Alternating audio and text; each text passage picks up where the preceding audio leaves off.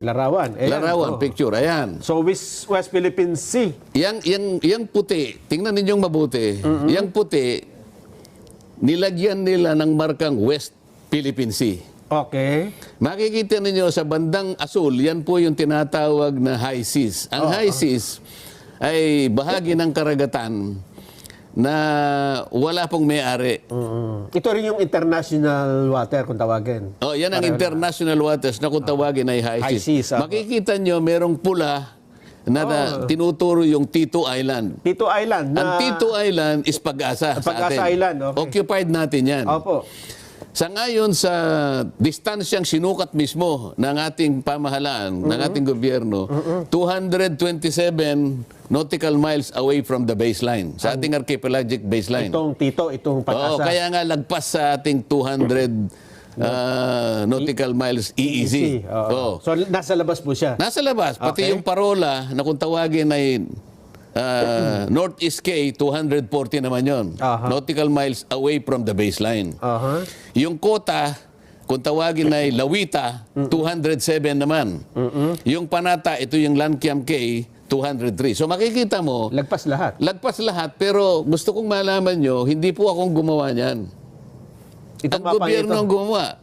Sila pong sumukat dyan, yan po yung distansya. Ang gusto ko lang mapansin po ninyo, bakit, nawala yung mapa, bakit po hindi nila sinama yung mga features na occupied natin? Yung KIG. Yung KIG. Kasi po may mga features dyan na tayo po yung nag-o-occupy. Okay? Tayo nag-occupy. Malinaw na malinaw po na hindi nila sinali. Okay. Bakit na... Ako po bang gumawa niyan? Hindi po. Oo. Ang ating gobyerno ang nag-submit yan sa tribunal. Nung i-submit niyan, kasama po si Justice Carpio, katulong si Attorney Batong Bakal. Silang dalawang may pakana nito? Sila, alam nila yan. Kasama sila? Kasama sila sa team eh. Bakit hindi nila alam? Ngayon, bakit po ako ang sinisisi nila Oo. na traidor, samantalang sa mapa na yan, sila mismo ang hindi nagsama sa Kalayaan Island Group? Ayan po, malinaw yun. Kasi kung akong gagawa ng mapa, isasama ko po yun. Hindi, sabi nyo nga labas nga sa EEC. Paano mo isasama? Ay ba, ako nang gagawa ko. Kaya nga ilalaban ko nga eh.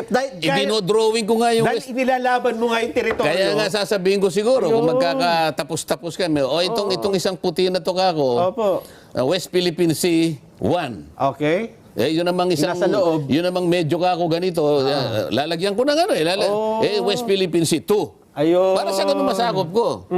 Kakatulungin ko yung number. Tulungan mo ako dito, ilaban natin. Sino po ang unang nag-alis sa Kalayaan Island Group sa mapa ng West Philippine Sea? Sila po. Tapos ipipilit nila dapat kasama. Sino po ang traidor? Oo nga, ano. Yan po igawa nila eh. Kaya po mga kababayan na kayo pong nakikinig, lalo na po yung kababayan natin sa Kalayaan Island Group, huwag po kayong maniniwala sa kanilang mga ibinebenta sa inyo na ako po ang nagsasabi. Sila po ang una. Yan po. Yan po ay makikita ninyo sa volume 2 na kung tawagin nga ay Atlas of Relevant Features. O yan, malinaw. O, paano mo sasabihin ngayon si Marcoleta, kanya traidor, inaalis niya, i-give up ang ano. Doon nila ako pinipilit Oo. Samantalang sila po ang una. Ayan po, napakalinaw niya. Sila po ang naglagay West Philippine Sea. Kitang-kita niyo po. Pero hindi nila sinaklaw yung mga features na ngayon po ay pag-aari natin talaga sapagkat okupado po natin yung mga yan. O ipakita niyo yung susunod na mapa na gusto kong gawin sana. Na yun sana ang maging West Philippine Sea. Kaya yan ang gagawin ko. Sinaklaw ko ngayon. Ayan, yung blue. Sa west, ayan ang mapa ng Pilipinas, yung kulay yellow. Tapos yung puti. Yung puti, yan ang internal sea. Internal sea. Yung blue. Yung nasa kaliwa niya, western side. Yan ngayon ang West Philippine Sea, pero sinama ko. Mapapalaki ba natin ito? Ipalakihin mo nga yan. I-zoom mo ng kaunti. So ito ang... Dapat ganito yung isinabit nila. Dapat ganyan ang ginawa nila. Ito itong Spratlys na sa baba. Oo nga, ano. Kasi makikita mo dyan, masasama pa yung mga malalayo talagang features. Pero kasi dahil meron silang territorial sea, Oo. pipilitin ko ang NAMRIA, humanap ka ng malilit na bato para maidugtong natin talaga yan. Oo. Eh, di ba Sen, bawal nga ito dun sa 2016 arbitral ruling na hindi mo pwedeng... Ilalaban ko nga kasi ito nga, nasakop na natin ng high seas, Nelson. Okay. Bakit? Ito itatanong ko Itatanong ko sa kanila. Oo. Doon sa kaso ng United Kingdom at saka yung Mauritius, Oo. in-enclose nila yung Chagos Archipelago. Nakakuha sila sa high seas. Aha. Kaya kailangan nilang i-deposit So, ilalaban mo lang talaga. Oh, pagkatapos meron pang isa. Yung Brazil. Yung St. Peter at saka St. Paul, in-enclose niya. Nakakuha siya uli sa high seas. Kagaya ng gagawin natin, makakakuha tayo Oo. Ngayon, hanggang ngayon, wala pang nag-o-object sa ginawa ng Mauritius at saka ng United Kingdom at saka sa ginawa ng Brazil. Ang problema, Sen, nag-submit na sila nung hindi kasama yung KIG. Anong epekto nun? Hindi yun nag-submit kasi sila, mali nga Oo. ngayon. May ano ba yun? May epekto ba yun sa batasyon na ito na sinabit mo tapos Yung doktrina ng estoppel. anong ibig sabihin nun? Ginawa mo na ito Niloloko mo ba kami? Ito yung ginawa, tapos papalitan mo. Yun ang sinasabi ko. Ibig sabihin, Sen, yung ginawa nilang mapa ni na Carpio at ni Batong Bakal... Hindi ko sinasabing silang gumawa. Ibig sabihin, yung Kasama sinabit sila nila, nung isubmit nila ito. nagpahina sa ating claim. Siguro. Bakit? Yan nga, yung isang mapa, hindi yan. Yung mapang yan ang gusto ko sanang isinabit nila. So dapat nung nakita nila yung isasubmit ito, tinutulan dapat nila yon gaya ng pagtutol nila sa inyo ngayon. Sana. Tingnan mo. Yung mga sinasabi ko sa yung nagtangka na kumuha ng parte ng high seas, wala pang nag-object hanggang ngayon. Maski ang Amerika, hindi nag-object. Ganun ba? Oo. So dito, kung may mag-object man, at least bigyan ng pag-uusapan. So ang tinatanong ko ngayon, sino ba? Sino ang traidor? Yan po, napatunay. Balik nyo yung unang mapa. Balik nyo yung unang mapa. Ayan. Malinaw na malinaw po dyan. Silang nag-drawing ng West Philippine Sea. Hindi po nila sinama Ang KIG. yung Kalayaan Island Group. Kaya po kayong mga nakatira dyan, alam na po ninyo kung sino ang traidor dyan. Mamaya i-discuss natin yung una kong diniscuss, bakit nila ginagawa ito? Bakit sa akin nila pinupukol ito? Mamaya ikukwento natin. Sige po, Sen, magbe-break lang tayo, ha? Pero Sino nagsabi? retired Justice Antonio Carpio. Yun ang principle. Okay. International principle.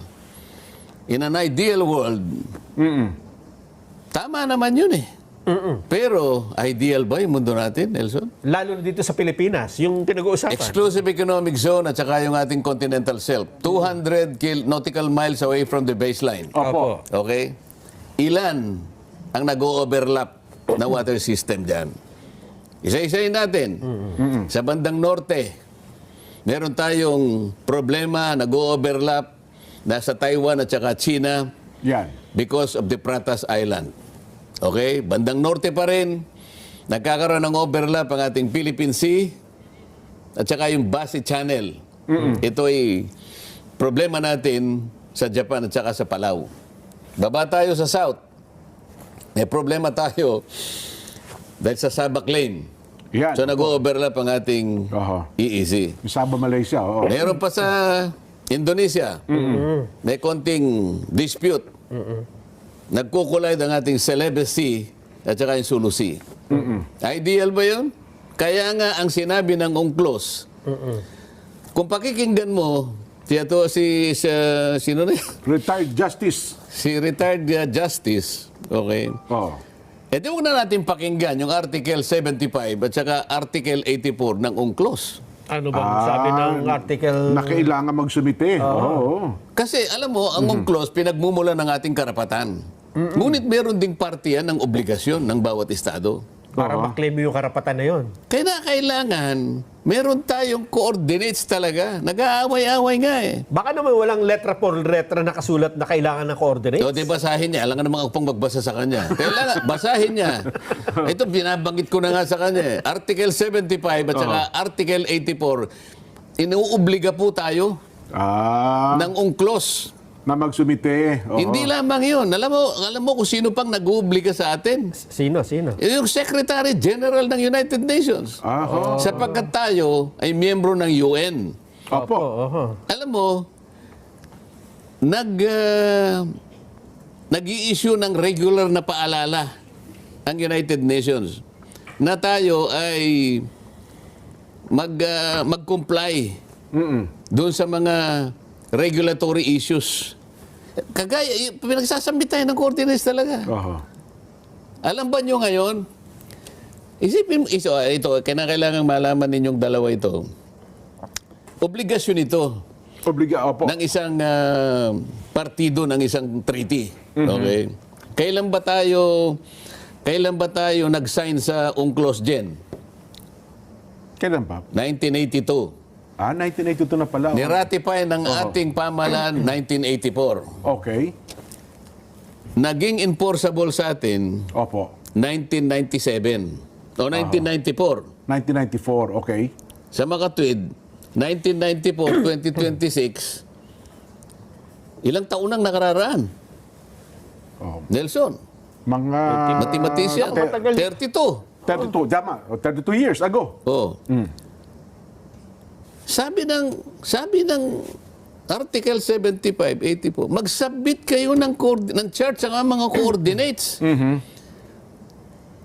Hanggang ngayon, hindi pa tayo nagsasubmit. 32 years nang nakakaraan. Babasahin ko na para akala ano nyo lang yan Oo. Interpretation. So yan, nakita na niya. Ayan, Basahin mo. Article 75. Part of the convention's provision on the exclusive economic zone requires coastal states to provide publicity for charts or list of geographical coordinates. Yan. Ulitin mo nga yun. List of geographical Ayan, coordinates sana nakikinig yan. defining the outer limits of their EEZ. Oo. Ibig sabihin, Sen, parang talagang banggaan no? Hindi ba obligasyon yun? Oo. Ibig mo sabihin, ikaw pinangangalandakan mo ang karapatan mo sa UNCLOS. Pero yung obligasyon, hindi mo tinutupad. Aha. Dalawang bagay yun, Nelson Oo. Tama. Alamin mo ang karapatan mo, sinasaad sa UNCLOS, ngunit gampanan mo ang pananagutan mo, ang obligasyon mo na nakasaad din dito. Aha. 84, ano sinasabi ng 84? Yan. Hanggang 75 lang po ito. Sige, basta total nabasa niya na yung dito pa lang, dito pa lang tapos na Wala na tayo po. O bakit niya sinasabi? Sinong paniniwalaan mo ngayon? Yung UNCLOS o yung sinasabi niya? Aha. Makikita po ng natin ngayon. Bakit po kailangan ng coordinates? Ang dami po kasing disputants ang daming claimants Tama po. Para hindi magulo, yun lamang yun lamang pong sasabihin ko sa inyo, meron tayong tinatawag na International Seabed Authority. Okay. Yan po ay may kinalaman sa mga vessels na nag-explore po ng oil and gas.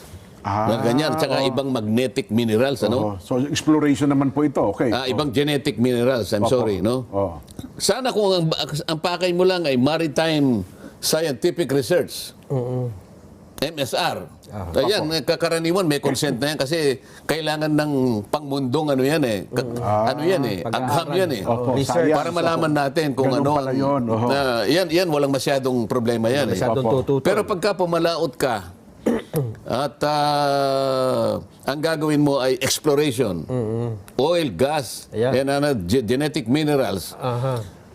ay i-guide ka ng Seabed Authority kasi nasa ilalim na yan. Kaya nga yung continental shelf mo, kailangan yan Opo. Kung wala kang coordinates, hindi ka basta makakapasok dyan. Ayun. Sasabihin ng pag may coordinates, di kung wala kang kaya pala pasok ng pasok sa atin yung mga yan paano? Kasalanan lahat ni Justice Carpio. Sinabi niya, hindi na dapat magkaroon ng coordinates. Kaya siguro po ngayon, papasukan tayo ng lahat ng mga nag-i-explore na yan. Sisihin po ninyo siya. Kasi ayaw niya magbigay ng coordinates Oho. Hanggang ngayon po, ay wala pa po tayong coordinates pagkatapos ng 32 taon. Alam niyo kung bakit? Ayun ko. Kasi pinayuhan nga ni Carpio na wag na maggumawa. Kaya nga siguro. Aha. Ngayon, madali namang kwentahin. Na pag sinasabi natin, alam mo, sinabi ni Jen, sinabi ni Nelson, sinabi ko na rin. Hanggang ngayon po, after 32 years, bakit hindi po tayo makapag-submit, makapag-deposit ng chart at geographic coordinates? Mali ka naman eh. Putya. Oo.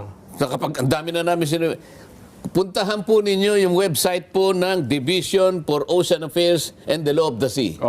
Dualos. Dualos. Real Yes. time po ito. Yan po, ibibigyan po kayo ng update kung ano po ang naisubmit na natin. Tayo, transparent tayo eh. Ang sinasabi natin dito puro totoo. Walang panlilinlang, walang pandaraya, walang panliligaw. Yan ang patakaran ng istasyon na ito. Nang sagana ng Hindi mamamayan. kagaya ng senador na binanggit natin kanina, yung tanong ko, kinuha niya sa ibang sagot. Pinaglalaban niya at pagkatapos papasok siya, parang akala mo siyang national hero. Mamaya, i-discuss natin. Alam mo kung bakit nila ina-avoid ang coordinates? Hindi nila talaga kayang gawin ito eh. Ganun ho.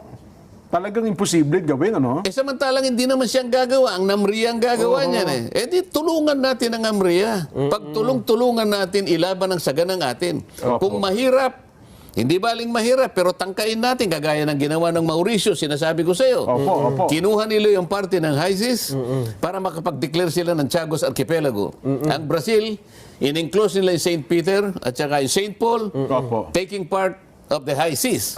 Iniintay nila kung may mag-object. Fortunately, walang nag-object. Kahit na ang Amerika hindi nag-object. Baka sakaling maging katanggap-tanggap yun. Ano? Bakit hindi natin gawin? Ba't di natin ilaban? Hinahamon ko lang sila dito pagkatapos ako ngayon ang gagawing traidor, senador. Hindi kasi nila kayang gawin. Alam mo kung ba't tinatago ang coordinates? Bakit daw po? Bakit? Nakakalimutan na ba natin ang bangungot tungkol sa flood control? Kaya opo. tayo nagkanda... Nagkaganito-ganito, nagkagulo-gulo na. Nagkahetot-hetot, sabi nila. Hindi ko alam. Kasi nga, yung coordinates mali-mali. Coordinates din. Opo. Coordinates din ang problema eh. Yes. Nakita mo? Wala naman palang ilog doon. Pati ang Pangulo na namali doon sa Kaya coordinates nga, yan. isip-isipin yung discrepancy between, sabi ko, between 70 meters to 400 meters. So may nawawalang river, may nawawalang lake, may nawawalang kung ano-ano. Coordinates, napaka-importante. Yes. Ngayon, uulitin ba ninyo ang nangyari na bangungot kamakailan lamang? At ngayon sasabihin nyo na naman, hindi importante ang coordinates? Ito, bansa na lang natin. Ngayon, pinag-uusapan lang natin flood control. Puro tubig ang pinag-uusapan dito. Ngayon, isasangkot nyo na naman ng West Philippine Sea. Gusto nyo mag-drawing, hindi nyo alam kung saan kayo magsisimula at saan kayo hahangga. Tapos sasabihin nyo, ako may pakanan nito. Kayo po eh. Kayo po nagsimula ng mapa, inalis po ninyo ang KIG, tapos maghahanap po kayo ng kontrabida sa akin. Hindi po ako papayag dyan. Yung kagagawan pala nila, ibinenta. Sa akin nila ibinibintang. Ibinibintang, ano? Sa akin ibinibintang. Mapasama nila ako, magiging bida sila, pero dinaya nila ang taong bayan. Oo nga. Dinaya nila. Ito'y deliberate na pandadaya. Sana ito'y maintindihan ng mahigit na nakararami nating kababayan. Sana, no? Kasi talaga ngayon sa social media, Palagay ko, ngayon, sobrang lagana pa, fake news eh. Sabi ko nga, kung nakikinig, yung Vice Mayor ng Kalayaan. Nakalayaan, opo. Kasi na-interview siya sa Isang palatuntunan po. sa GMA, whatever, sa isang palatuntunan. Pati yung mayor. Nakiusap naman ako na pagbigyan nyo rin ako. Kinausap naman nila ako, nakapagpaliwanag naman ako. Ayun. Ganun po. Kaya unti-unti naliliwanagan sila ngayon. Pwede ba nating ipasinag yung parte na pinagsama-sama, in-splice ni Senator Ping para lang palitawin niya, para lang imali niya, dayain niya, iligaw niya, linlangin niya ang mamamayang Pilipino. Sige po. Direct. Sige po. Ang gawin natin po para madali, i-give up natin yung KIG. Nag-govern pa rin yung international law. So atin yung Kalayaan Island Group. Meron po tayong mga isla na occupied natin ngayon. Ito yung Kalayaan Island Group. Ngunit, they are way beyond our EEZ. Wala doon sa limit ng ating exclusive economic zone. Being a member of the armed forces, our seas, our rights, and our future, and we just stick to what is legally ours, what is stated in our law, sir. I'd like to congratulate you for responding very well to the questions of the Honorable Marcoleta. Nakita nyo? Nakita ninyo? Samantalang nung tinatanong ko siya, alam mo ba, Kapitan, na yung mga ibang features na ino-occupy natin ay labas sa ating exclusive economy. Hindi siya sumagot. Opo, Hindi siya, tahimik hindi siya niya doon nga, kaya nga sabi ko, huwag kang mahihiya, be honest, Kapitan.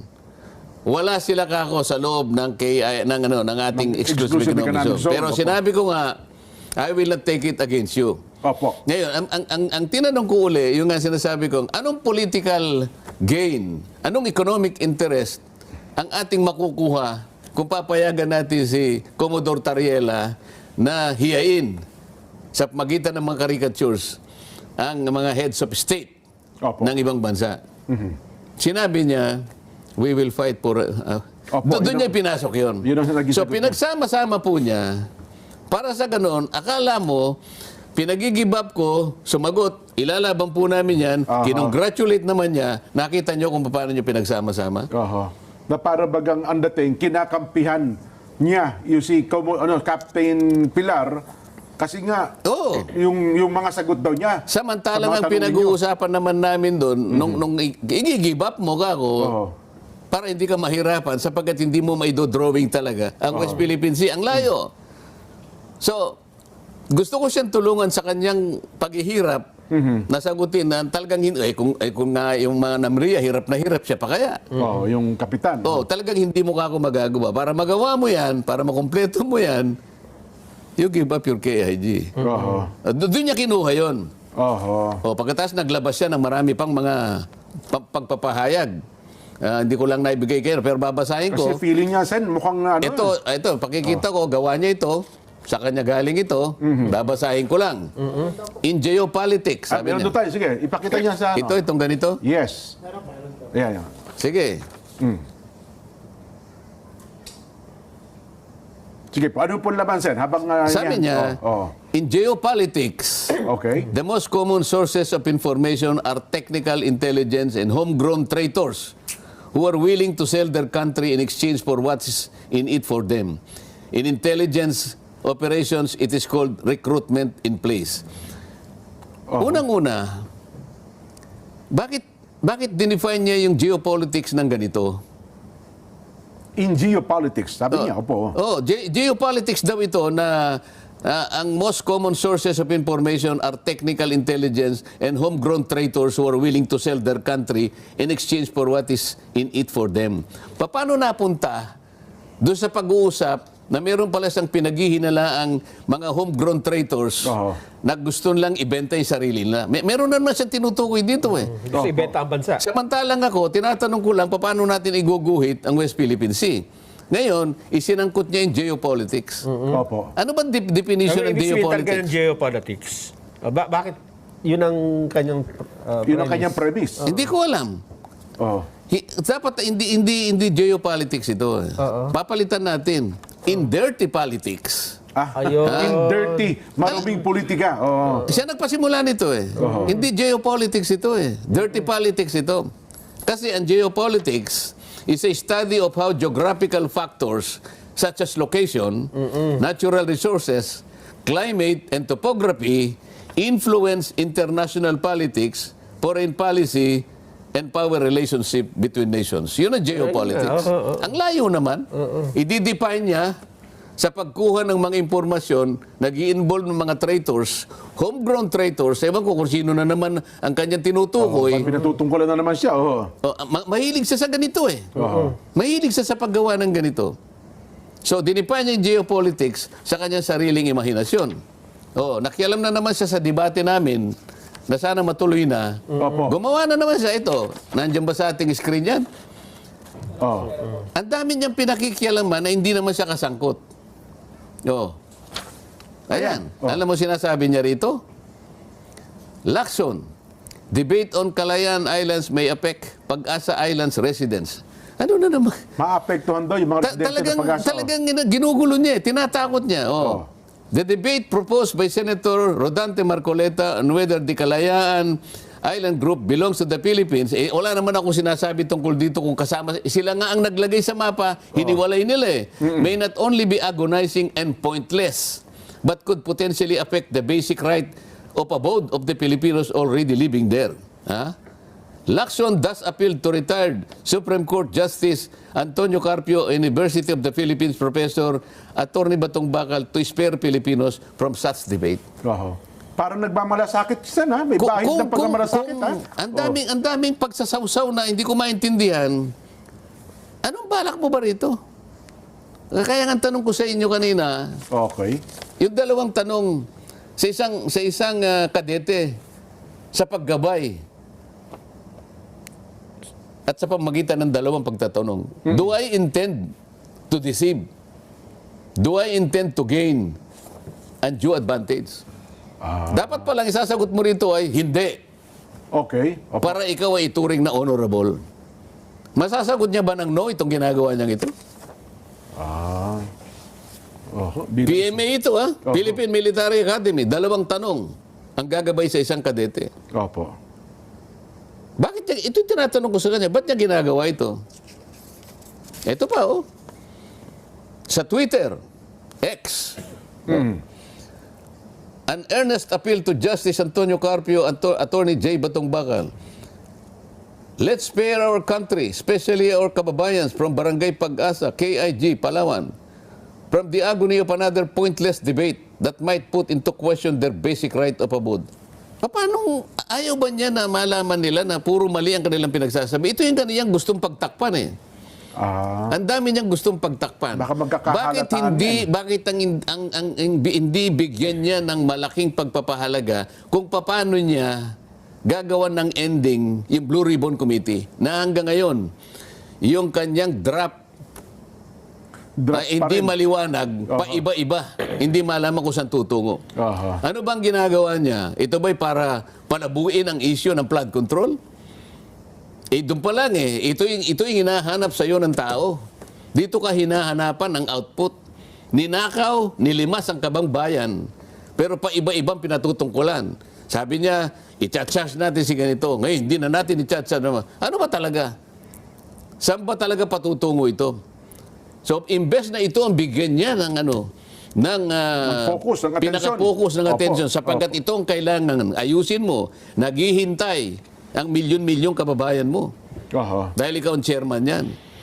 Pagkatapos pupunta ka na naman dito, pati yung pagliliwanag sana, para ngayon ay mapag-usapan ang lahat ng issue, may kinalaman sa masalimut na issue na yan, sasabihin mo na naman, wag na kayo makipagdebate. Ano bang pakialam mo dito? Di ba? Lahat gusto niyang pakialaman. Siguro, baka sabihin niya, bilang senador ng bayan, siyempre, baka may pakialam din po siya, Sen, di ba? Pakialaman mo yung talagang makabubuti sa bansa natin. Ayun. Bakit pagka pagliliwanag, nakikialam ka? Pero yung paglalabo, pinipilit mo. Itong pinag-uusapan natin yung flood control eh. Ito yung liwanagin mo. Huwag mo palalabuin. Hindi pa tapos dito sapagkat kung sakali makakuha kayo ng pipirma, kung sakali lang magtagumpay kayo, makakuha kayo ng pirma na labing isa. So it becomes the majority report. Okay. Okay? Majority report. O edi, i-adapt natin. Okay? O paano ngayon? Pagtayo mo ngayon, i-depensa mo sa plenary yan. Yun ang Diba? proseso. Yun pala. Ito yung dapat nating bigyan ng pagpapalaga. Nilimas ang kabang bayan. Hindi mo pa nga naliliwanagan eh. Ang daming malabo dito. Ang daming pinalabo dito. Pati direction hindi na malaman. Pati coordinates. Pati coordinates. Noon pa sinabi ko na pagkatapos tinangka nilang basagin. At tapos bandang huli, inamin na naman. Ngayon sabi niya, I'll make one emphasis. Opo. I will go wherever evidence leads us. Yun na nga, tindi nun, Sen. Natatandaan ko yun. Ano ngayon? Papunta lahat sa sapsap. Nabanggit sa Papunta inyo. lahat sa sapsap eh. Yung ba yung direction, pupuntahan natin ang mga sapsap? Parang yung talagang direksyon niyan, Sen. Kasi ayaw niya paabutin yung palalaking isda eh. Kaya siguro, yung sa paggawa ng West Philippine Sea, Yun ang baka nakitang sinakop nila alternatibo. sapsap lang. Paano yung KIG? Tinatanong ko ulit, titignan po ninyo, balikan po ninyo yung mapa. Bakit po ninyo hiniwalay Ang KIG. Ang KIG. Hindi po kaming gumawa niyan. Ginawa po ng ating pamahalaan. At nung isubmit po yan sa tribunal, kasama si Justice Carpio, kasama si Batong Bakal. Oho. Oh. Tapos Ngayon, ang mangyayari ngayon, stopel. Hindi na natin kayang baguhin yun. Kasi sinabit natin Naisabit dyan. na, oh. Hindi lamang yun, ha? Marami pang mapang ganun din ang uri. Hindi lamang yun pinakita. Isa lamang yun sa pinakita ko. Pagkatapos sasabihin nyo, merong isang traidor. Tapos kayo ang sasabihin, Oo. hindi nagsasalitang hindi teritoryo ng Pilipinas ang KIG. Pagkatapos sa akin yung sasabing, Parang ipinamimigay niyo raw ang KIG. o pagkatapos hahamunin pa ako sa sinabi kong, whether or not the KIG is part, kayo nga ang nauna iniwalay nga ninyo Oho. Pero ano pang original version? Alam mo, Sen? kaya hindi ko muna nilabas yan. Ayaw kong kahit papano, siyempre yung gobyerno nagkamali siguro, bakit ganun? Ano? Oo nga Pero po. napilitan na rin ako paano, sa akin ipinupukol ang pagkakamali na sila ang gumawa. Pagkatas pagtatakpan nila yung kanilang pagkakamali. Huwag ka mag-alala, Justice Carpio. Meron ka pang isang araw tatalakayin namin kung paano mo ipinamigay ang halos 242,000 square nautical miles ng ating territorial sea. Bay, napakalaking bahagi ng Oo. Pilipinas to, Sen. Yan ay yung pinaka-ebidensya ng treason. Alam mo kung bakit, Jen? Doon sa kanyang ginawang pagdidesisyon, inakala niya, Ito sige po, Sen, kanya, desisyon na po niya ito, ah. Pero, desisyon niya ito. Okay. Ito, maalala niya, sasabihin ko sa kanya, Magaliona Magaliona. versus Ermita. Okay. Oo. Pumayag siya sa argumento ng gobyerno na paliitin na lang natin ang territorial sea sapagkat makakakuha ng tayo ng ganansya sa ating exclusive economic zone. Lumaki nga, sa palagay niya, ang exclusive economic zone, ipinamigay niya yung 242,000 square nautical miles. Oho. Territorial sea yun, Jen. Ibig sabihin, parte ng ating territory. Yes, oh, Yung maritime rights, limited lang yun. Limited Economic lang po rights po. lang yun. Opo.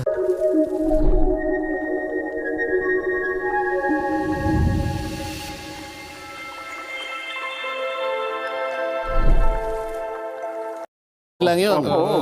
I charge him treason for this. Kailangan malaman mo na, Justice Carpio, kung nakikinig ka. Territorial rights po yun. Kasi sa ibang bansa, pag pumasok Ayun po ng nga, ibang kaya bansa, ayaw ito, nilang diba? makipagdebate kasi sasabihin ko lahat ito Hindi na nga makikipagdebate yan, Sen. Hindi, makikipagdebate yan, pilitin nyo. Hindi, sinabi na may Oo. Premise na- Etin mo, dahil nga sa sinabi ni Ping Lacson Yan. na sinabi niya na geopolitics, ang pagkuha ng impormasyon sa mga traidor, bla bla bla. Opo. Gumawa rin ng pagpapahayag. Itong Justice Carpio, sinabi niya, I intend to revise. Sabi niya, sana ma-revise natin ang Foreign Service Act sa DZBB. May interview siya. Ha? Para daw malaman, baka may mga Pilipino na nagsisilbi na foreign agents at binabayaran ng China. So, nasabi na nga natin nung isang araw, nakalimutan niya, yung anak niya nagtuturo sa University of Beijing. Oho. So, nagsama-sama sila. Nakikita mo, magdidikit-dikit sa isang larawan na sila magkakasama. Oho. Kung basahin mo yung dyaryo ngayon, yung isang manunulat sa, hindi ko alam kung Inquirer yun o Ambet Ocampo. Opo. Isang malapad na dyaryo na lang po. Sige, Isang Sen. malapad na dyaryo, Opo. binabanggit na naman niya yung mga naunang mga mapa na pinagsasaligan ni Justice Carpio na, ayan, sabi niya, hindi kagaya ni Marcoleta na pinamimigay niya. Sabi na naman niya. So, iba, yung narrative nila, gumawa sila ng sariling narrative, sila-sila. Opo. At Na pagkatapos pinamimigay niyo ngayon, lang, pagkatapos, merong isang opisyal Oho. ng relihiyon. Ha? Opo. Hindi ko nababanggitin kung anong relihiyon, kung anong pangalan, kinocongratulate niya yung ginawang resolusyon ng mga dilawan sa House of Representatives, gumawa ng resolusyon congratulating the gallantry, the valor, Opo. and the yung katapangan, kabayanihan ng mga nakatira sa KIG na magpahayag ng kanilang na gusto yata nila kung gawing persona non grata, parang ganyan. Nakita mo na kung ano yung kanilang ginagawa. Opo. Kaya inuudyukan Gumagawa na talaga sila nila ng eh. pelikula. Opo. Kaya si Commodore Tariela, gusto niya akong hilain papunta ron para hiyain nila ako, di ba? Nakikita niyo na kung ano yung kanilang gusto mangyari. Ayun. Kailangan po malaman ninyo, mga kababayan, kung ano po ang buktot na hangarin ng mga tao sa likod ng gumagawa ng isang naratibo.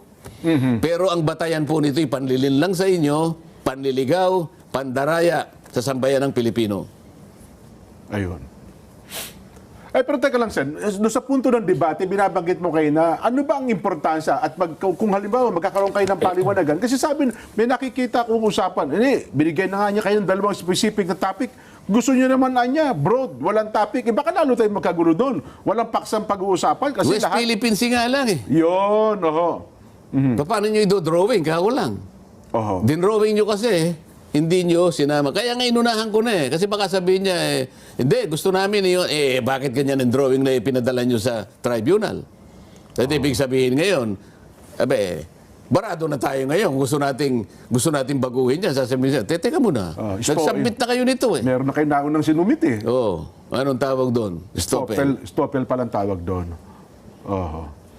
Hindi, pero sa tingin ko naman baka matuloy pa po yung debate, Sen. Kasi sabi nga namin ni Nelson, sana may mga grupo na pumagitna para pag-usapan kung ano talaga ang topic.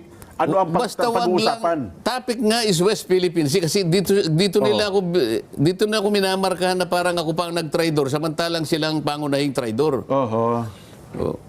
Ayun. Sabi niya, ano Sana naging maliwanag. Opo. Sa amin, Sen, maliwanag. Siguro sa mga tagapanood natin ay maliwanag din. Kasi merong iba, sabi nga namin, kahit anong paliwanag nyo, ayaw talagang tanggapin eh. Hindi ko naman ginagawa ito para sa kanila eh. Ayun, tama kayo. Wala sila sa akin eh.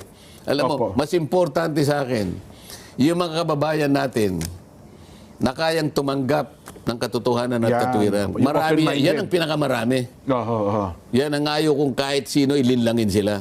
Oho. Kasi madali silang gumawa ng naratibo, kagaya ng discuss natin kanina. Ayaw kung may malin lang doon. Ayaw kung may mailigaw doon, mahirap yun. Kaya gagawin ko lahat ng aking magagawa para sa ganon, ituwid ko yung ginagawa nila na yan. Yan ang ayaw nilang discussing ko. Yan ang ayaw nilang paglabanan namin. Kaya nilimitahan kayo. O kaya nililimitahan ako. Yun lang limitasyon maliwanag na doon eh. Oho. Patutunayan niya raw na mali yung sinabi ko na there is no such thing as West Philippine Sea. Hindi man lang niya binalikan kung paano, bakit ko sinabi yun. Oho. Hindi makailangan ng debate yun. Balikan mo lang bakit ko nasabi yun eh. Tama. Di ba? Sabi ko nga, wala naman kayo pagkatalunan sa So, issue na yun. pagkatapos sinabi niya na, sinabi ko ron ng HIG ay, kung hindi parte ng teritoryo. Hindi ko nga sinabi yun eh. KIG, opo. Kayo nga ang gumawa. Hindi nyo sinabi pero ginawa ninyo, hiniwalay ninyo ang Kalayaan Island Group. Oho. Malinaw na malinaw yun ha. Exhibit A yun. Nilagay pa nila ha.